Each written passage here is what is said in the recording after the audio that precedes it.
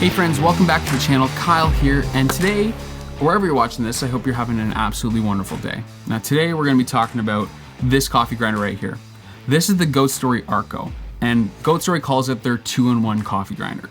Why 2-in-1, you might ask? Well, not only is this an electric coffee grinder that can grind coffee as you would expect with a motor, where you take coffee beans, throw them in the hopper, turn on the motor, and it grinds your coffee. But if you want to take this on the go, this is pretty cool. It actually detaches from the motor, that is the grind chamber, and installing its metal lid on top turns it into a hand grinder. So this is a pretty interesting grinder, and I'm really excited to talk about it. I think it's been anticipated for a long time. So today's video is gonna be part 1 of 2. I think this is a great grinder that a lot of people wanna know about, so I wanna take my time to review this, ensure that I figure out the nuances, the things that are great, the things that are not so great, the things that you need to know about. But that takes time. But a lot of you wanna know if this is a grinder that you should be interested in, or if you're backing this, you've already paid into the Kickstarter, is this something that you should be worried about? So I want to get my first impressions out as soon as possible. And so today I'm going to do that. My first impressions after using this for about a week. Do I like the workflow? Do I like the materials? What do I like about this grinder? So let's talk about that. First, a disclaimer. Now, Goat Story is doing a campaign to promote the Goat Story Arco. And back in its original announcement, they asked if I'd be interested in testing the product and giving them some feedback for a review. And I said yes, I would. But recently, about 6 months ago, I told them I'd like to purchase the grinder to ensure that there's no bias in this process. As this channel is growing, I want to ensure that you guys get the proper feedback as you should.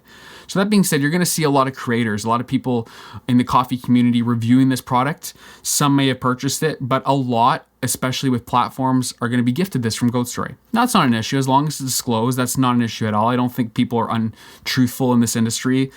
There's no reason to be. I thought it was very important for me to purchase this grinder because I also want to give it away to one of my patrons when I'm done testing this grinder and making some videos on it. So just thought I'd give you the honest truth on how I purchased this grinder. So let's talk about how this grinder works, right? So you've got the hand grinder, and the hand grinder actually feels very sturdy. It actually feels very comparable to premium hand grinders on the market, like the Easy Presso K Plus or the Commandante C40. Now, I'm not going to compare these today, but I will in the future. You can definitely see some comparables here. You can see it's about the same height as the Easy Presso, a little taller than the C40. It actually makes the C40 feel very small. So overall, it's actually pretty impressive. I wasn't expecting the build quality on the hand grinder to be as good as it is, so that was a pleasant surprise. And then its grind adjustment is obviously clicked on the outside. You've got 240 adjustments, and on the bottom, it actually has an outline of what settings should be for each brew method, which is not always accurate. I never really stick to those, but I actually find this one is surprisingly good. It's not fully accurate. You're definitely gonna be off depending on the coffee that you're using,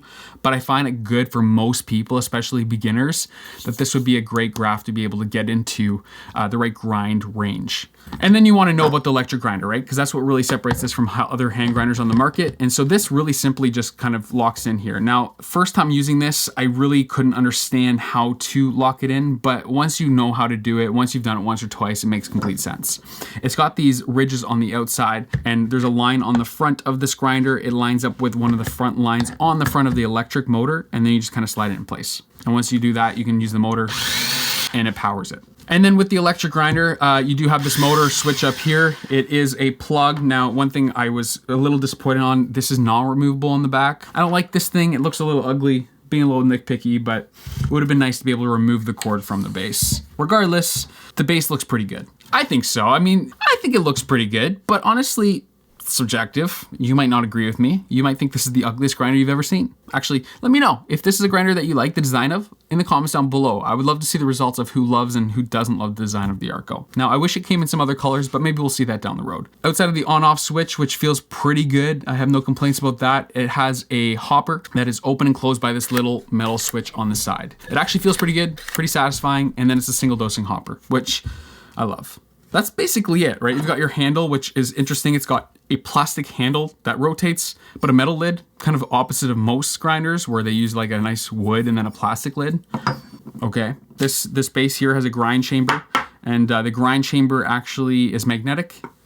Snaps into place, feels really good. It actually is very similar to this guy right here from the Easy Presso, but it is a plastic, right? Most of this is metal. All of this is metal except for the top here and then this grind chamber. But the plastic doesn't feel bad, like it's a thick plastic. So what do I think? What are my first impressions? Well, honestly, I'm pretty impressed with the build quality. It's heavy, it's solid, it's a little loud. It doesn't sound good. It sounds like a cheap vacuum. It's like an old vacuum that my grandmother would have had as she vacuumed her shag red carpet.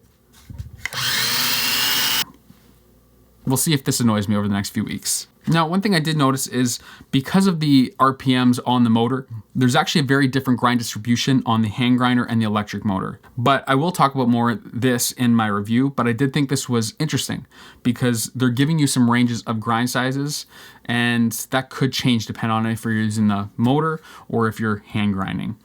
I did find that the motor did produce more fines. Again, I'll share more of this after testing because I haven't done enough testing on this to give some concrete evidence on what I found, but those are my initial impressions with this grinder. But how does the coffee taste? And I'm gonna hold off here until my full review because I wanna give you the most in-depth analysis of the cup profiles compared to some other grinders after I've done some more testing. But I've enjoyed the coffee so far. It's good, it's sweet, and it's very comparable to other conicals in this price range. But again, we'll talk more about this soon. And then, I've got to talk about the burr, and I think it's pretty interesting. It's a 47 outer, 32 millimeter inner, and it's very similar in geometry. At least it reminds me a lot of that Kinu, but it's not exactly the same, and we'll talk more about my thoughts on it in the full review. But before we wrap up today, I really want to hear from you. Is the Goat Story Arco something that you're interested in? And what do you want to know in the full review? What do you want me to compare this to in my full review? Personally, I want to compare it to hand grinders like the K Plus and the C40. They're in similar price ranges, but also electric grinders like the Lago Mini, maybe even the Niche Zero, and similar conical grinders, possibly even that Fellow Ode, which would be very similar in price range to the Arco. Like I said, I'm going to be giving this away to one of my patrons. If you're interested in that, you want to win this grinder, or you just want to join our wonderful community on the Discord, then please join us. There's a link down below for as low as $1. You can support the channel, win free gear, join our Discord, all of that fun stuff. Speaking of the Discord, I now have a public access Discord. Certain channels in our Patreon Discord are available to everybody, including you. So regardless if you're a patron or not, there's a link down below to join that. Anybody can join. There's a lot of channels there, including what we're brewing daily, a public chat, a troubleshooting area. If you just want help on certain things in coffee, join that Discord.